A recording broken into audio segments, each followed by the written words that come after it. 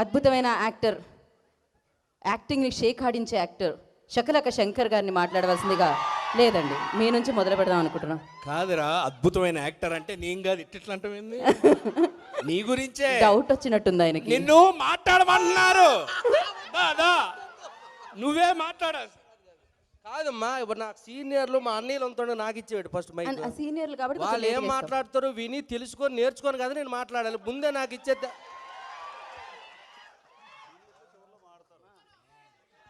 రెంటకి డబ్బు లేదు, అదే రెంట్కే అన్నాను. రెంటకి డబ్బు లేదు, తానానికి సబ్బు లేదు, పెనం మీద దోశ లేదు, లైఫ్ మీద ఆశ లేదు. అన్నా రాన్న ఒకసారి, నువ్వు రా. ఇది పాడిన తర్వాత ఆయన ట్యూనింగ్ రాసిపోయింది. రాన్న, ఈయన చూడడానికి బూడిద గుమ్మడికాయలాగా రౌండ్ కొంటాడు కానీ ఈయన ఇచ్చిన మాసు సాంగ్ ఉంది, అందరు విన్నారు కదా. అది ఇప్పుడు మన బతుకులన్నీ అలాంటిదే కదా, పాట సంబంధించిందే కదా. కానీ ఎవరు బయటికి చెప్పుకోము, నేను చెప్తున్నాను. ఏటి అన్నవా? హాస్టల్ ఫీజు అంటండి. చూడండి, వీళ్ళందరూ మీకు రెడీగా ఉంటారు. ఇంకా నాకు మీ అందరం చూస్తుంటే గీతాంజలి సినిమా రిలీజ్ రోజు ఫస్ట్ షో చూస్తున్నట్టుగా ఉందబ్బా. 10-12 సంవత్సరాలు అయింది గీతాంజలి 1. ఇది మళ్ళీ గీతాంజలి ఏమండి 10 ఏళ్ళు అయింది అంటే ఇంక 2 ఏళ్ళు నేను పెంచాను.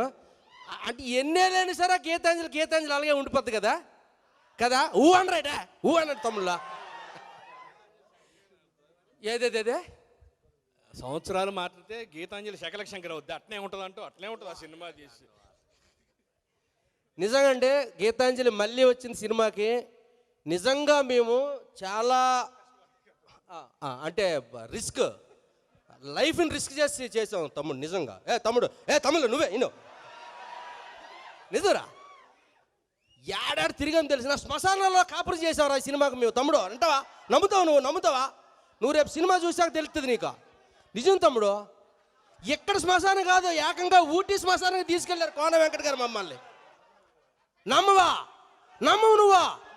నీకు రేపు సినిమా చూసాక నమ్మితే చూడైతే. ఊటీ శ్మశానం అయ్యో మలయాళం దెయ్యాలయ్యి, తెలుగు దెయ్యాలు కూడా కాదు అయ్యి. 11 చూడు, నువ్వే నమ్ముతావు తమ్ముడు. నిజరా? తెలుగు దెయ్యాలతో ఏదో పడుతున్నాం, సరే పోను ఓకే. మలయాళం దెయ్యాలు కేరళలో, తెలుగు రావట్లకి, మాకు మలయాళం రాదు. తమిళ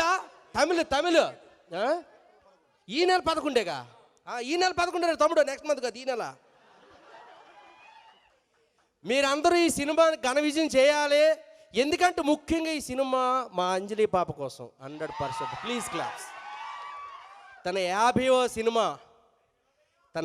సినిమా లైఫ్లో గుర్తుండే గిఫ్ట్ ఈ సినిమాతో మీరు అందరూ ఇవ్వాలి అంజలి పాపకి. ఓకేనా?